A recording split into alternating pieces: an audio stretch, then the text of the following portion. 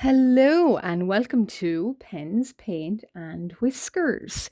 Today I am going to be tackling a beast from classical, Scandinavian, sometimes Germanic, sometimes Slavic mythology. And I thought with the time of year that's in it, yes, there is still some heat and there is still some light.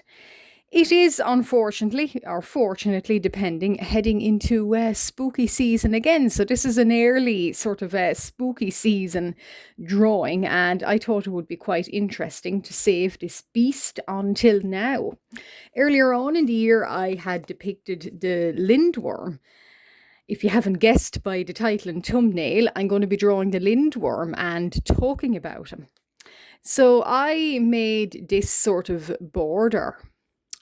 And that is my sort of interpretation of the Lindwyrm. And I kind of kept the colours quite uniform. So there is grey, black, red, and white. And I thought that's a perfect time for a perfect sort of a creepy kind of creature. So he can do for now. And so I saved him over the summer because I thought he's a little bit too Halloweeny nearly to do in the summer. I know there was summer ween, but I didn't feel like doing him until now. I was quite busy over the summer. So there he is. So I am going to keep that open here so we can have a little look and keep a candle away from him. Now, lovely. And while I've made a bigger drawing in this sketchbook, I'm going to talk a little bit about the Lindwyrm. So, the Lindwyrm is now, as with folk tales, he does change. So I'm going to keep calling him a he too. But generally they're depicted as male. With folk tales, they do change. Some people say he looks like this, others like that. But generally, they are a serpentine, dragon-like often creature. And the Lindwyrm is a legless and wingless, generally, sometimes both, sometimes neither, a kind of a dragon from Scandinavian mythology. So a little bit like a drake as well. He also appears in Germanic folk tales, sometimes Slavic, and then English heraldry. And the creature may be winged, wingless, have 2 legs, or have 4, or sometimes none. So it's just like a giant snake. And I have went with I like the idea that it's more kind of almost vampiric looking here. So you'll see me I'm giving him a upper body a little bit more human-like. And his lower body, I don't know what it's going to be like. It's going to be like a crocodile, I would imagine. How fun. But anyway, in folktales about the Lindwyrm, they tend to be a giant sort of serpentine beast. They live in forests and in lairs and in caves and tend to be quite often dangerous.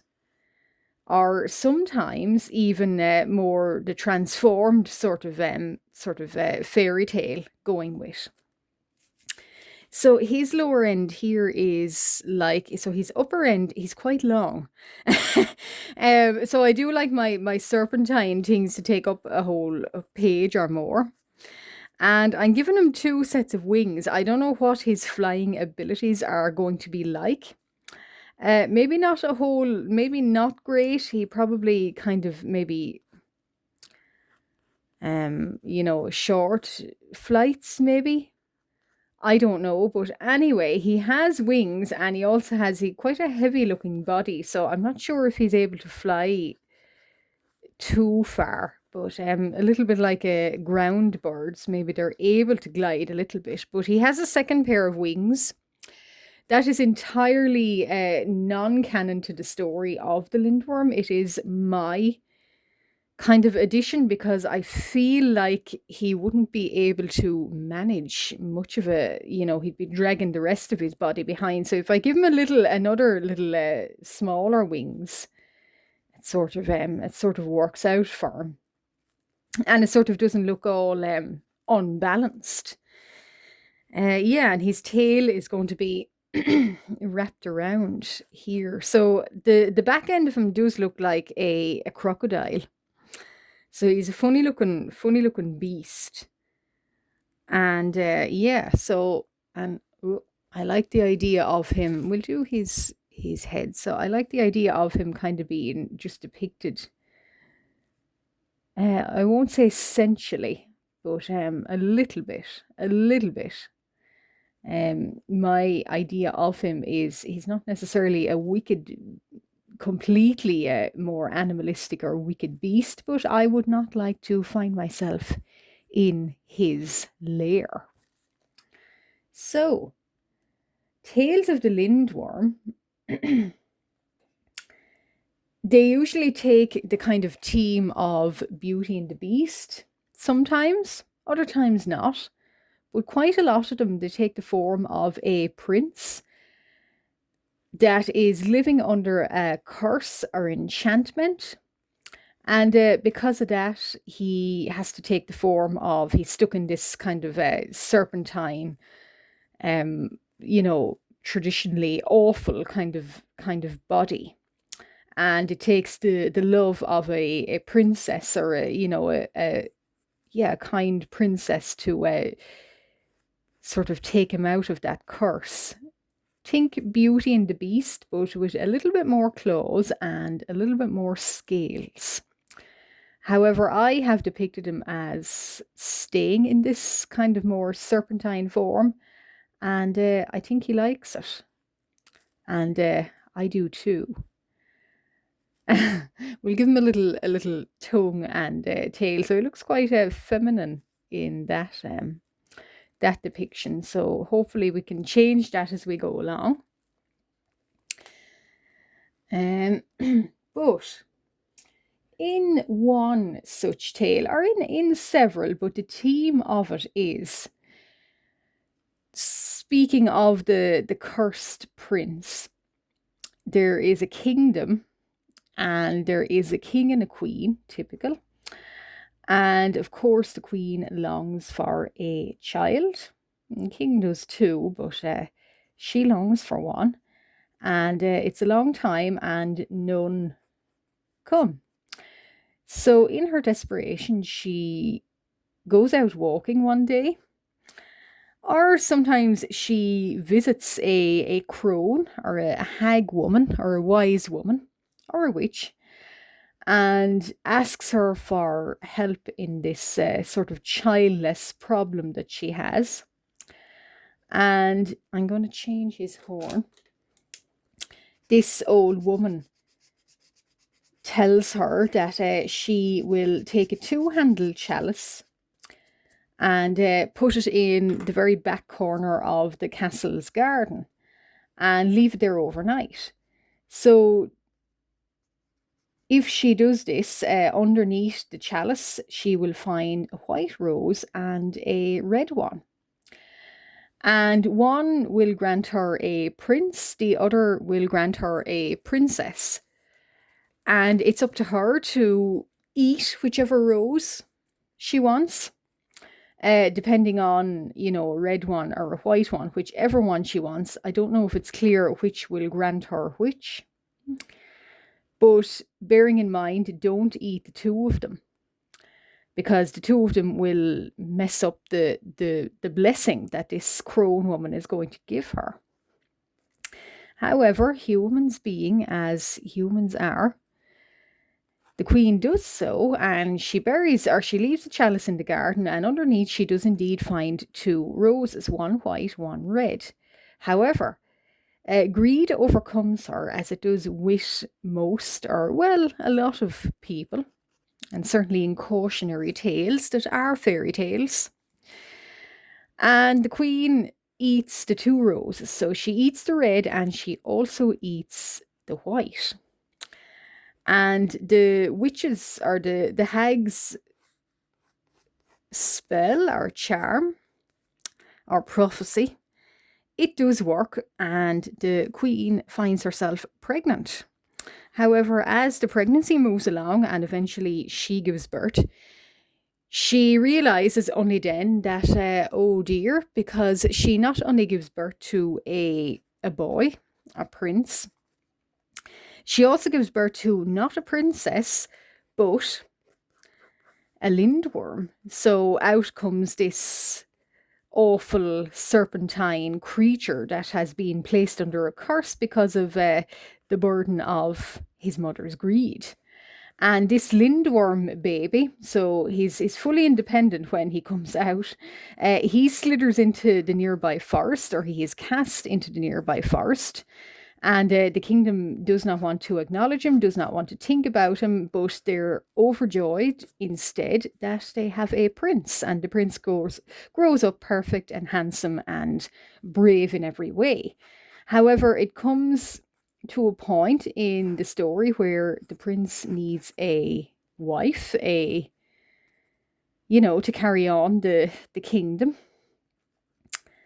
So he and the king and his father goes out looking for a prince. However, one day, they go out looking for a princess. However, one day, I loop his tail around here, so like a figure of 8, a little bit like the knotwork on the border. So they go out looking for a worthy princess, and they ask the nearby kingdoms. Typical fairy tale. However, one day when the prince is out hunting, he comes upon this awful beast. So it's a long serpentine, a giant serpent in the forest, and it has wings and more dragon-like, really. And it introduces itself as, well, his ghastly brother, and he basically says, I hear you're going to get married, but you cannot get married unless I get a wife before you. So again, fairy tales being what they are, the be-all and end-all, and the main goal is to find a princess. And the Lindwyrm says to his brother, human brother, that you cannot get a princess, I have to get one first. And the only problem being is he eats pretty much anything he comes upon. So the king, in desperation, does indeed set out to try and find princesses, anyone willing or not, hopefully willing, for his other more monstrous son. And he does so, and he brings back from the nearby kingdom several princesses, and one in particular, he marries them the next morning, pretty much. I don't think the poor woman has any choice in the matter. And so they marry, the two get married, and in the morning, King comes along to see how they are doing, and he hopes that they're doing well because his more normal human son can then be granted permission, so to speak, to get a wife himself. However, that's not the case. As soon as he comes upon the Lindwyrm's dreaded lair, he finds no sign of the bride. And what I imagine is a rather satisfied Lindwyrm, and full Lindwyrm, because he has eaten the bride. And in desperation, the king sets out for another princess, another and another, and they seem to have a kind of constant supply of poor young women from all of these neighbouring kingdoms. I don't know why they don't all talk to one another, and they're not all suspicious of this, but they don't. So, and he gets through, I think, the third. He's on princess number 3 when, in desperation, or probably he's exhausted all of the sort of, all of the princesses from all the neighbouring kingdoms. So, in desperation, he asks within his own kingdom, the usual, the peasants and the common folk. And it's a shepherd, and he comes to him and he proposes his daughter So again, another poor young woman with no agency. And so the king agrees, and as the young woman, so she's obviously quite terrified because she's heard tales that this awful creature that she has no hand, act, or part in being married to, this awful creature has eaten three or two wives before him. So, and she's going to be married to him. So she goes out walking to try and clear her head, ask for answers, and she comes upon the same old woman, so the same crone that the queen met. And as she does, she, in desperation, this wise woman, she asks her, I'm going to be married to this dreaded beast. What would you do if you were me? And have you got any advice for me? And the crone, of course, being never endingly wise, gives her advice. Upon the wedding night, she is now, it varies from legend to legend, but she is to take some lye and some soap and sometimes a whip, and she is to get her finest dresses. Now, given that she is a shepherd girl, maybe she's supplied with them, but I don't imagine she'd have as fine dresses as other princesses. But anyway, she is to get them and dress in layers of them. And so, not getting into too much detail here, considering it's YouTube, and I don't know the age of my viewers, but on the wedding night, she instructs her serpentine prince to get into a vat of lye and soap, and with the whip, and basically wash off skin after skin after skin. So he indeed sheds skin after skin after skin and goes right down until finally not scales but human flesh appears. So underneath all of that, there is a handsome, I presume, human prince. And he's finally free of his curse because a brave maiden decided to stick around and help him shed all of these skins. So a little bit like Beauty and the Beast, then, he is beast no more. And we have our handsome prince and happily ever after. Yeah, that's the general tale I went with. Now, there's other variants of that tale, but for the point of the video and the length of it, that's the one I'm sticking with. Now, that may be as it is, but I prefer Princey here if he kept his more bestial form, as I do, and far more interesting sometimes. So I am, as you have, if you've been watching along, you've seen me draw him. Now, he sometimes, I'm going to fix his face because he does look a little bit feminine.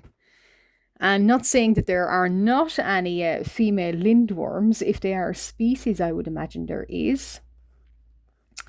But this fella here now is yeah, I don't know. I'll fix his hair. I did want kind of more human hair. Well, yeah, human hair, but longish hair. Kind of like going for a little bit. I was thinking more, Count Orlok, Nosferatu looking, but also Lestat as well. So I was thinking about those kind of looks. But as for clothes, I don't think he could wear any. So he's more bestial than other creatures that I have depicted. And as for whether this is a princess, I don't think so. I was thinking about the legend. It may be a princess. I have to think about hair, but for now, who knows? Open to interpretation. Now, this one here, I do like the idea that I don't want to go into again any lurid details, but is this the night, the eve of the wedding, and there is a curtain here or some kind of a rocky pillar.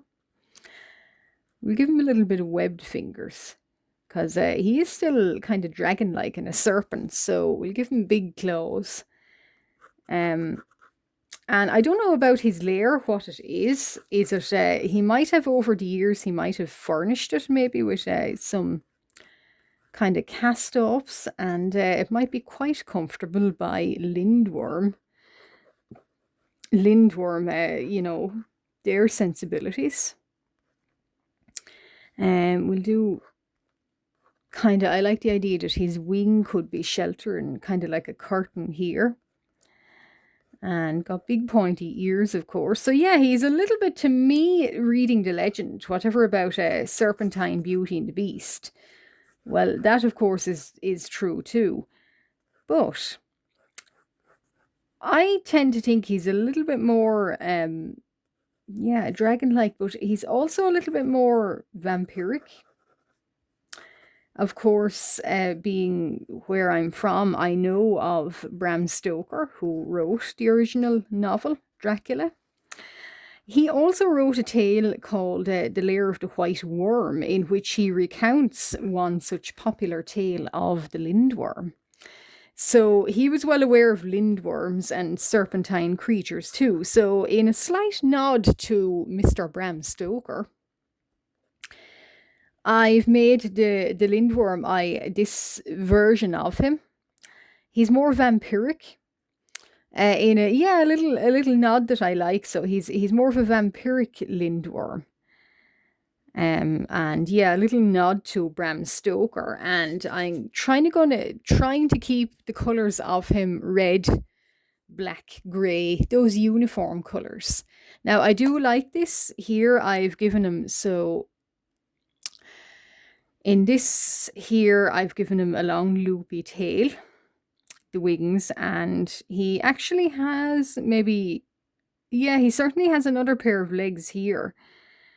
I don't know if I meant to do that, but we might keep him. I was thinking more, does he have little kind of pseudo claws like that, sort of along here too? This guy is getting more and more out of hand the more I depict him, but I really do like those poses. And I like that version too. So in one version, the good prince, the bad prince, the good Lindwyrm, the bad Lindwyrm. One in another tale, one is black and one is white. So there's two Lindwyrms, and the white one is, of course, a symbol of good luck. The black one haunts sometimes cemeteries and eats the bodies and eats cattle. I might do the two of them in these depictions, and I might do them slightly different. So this guy has a little bit more limbs, this one doesn't. So I might do a white kind of grey one, a black and grey one, and then the other page more so kind of, he's a little bit more human looking. So anyway, that has been, I'm going to finish up right now, but that has been an introduction into the tale of the Lindwyrm. In part 2, I will be back and I will have decided and probably put some colours down. So I might do some border work and some backgrounds. I'm not sure in the next one. But I will certainly be back for more tales of the Lindwyrm. If you have been following me from the very, very start, and if you've still stuck around for the end of the video, thank you very, very much. I really appreciate it. And if you've been a follower of mine from the very, very start, once again, thank you so, so much. If you've just stumbled upon my video and you're interested in my work and you like what you see, why not stick around and like and subscribe? I do this kind of thing and many other art and art adventures all of the time. I always have a new video out. Why not stick around for that? And if you're new too and you stayed until the end of the video, thank you very much. And if you'd like to comment something or tell me something or say anything at all, stick it down in the comments. I love reading them. And if you want to comment but you're not sure what to say, how about you stick a dragon emoji down there? Bye-bye.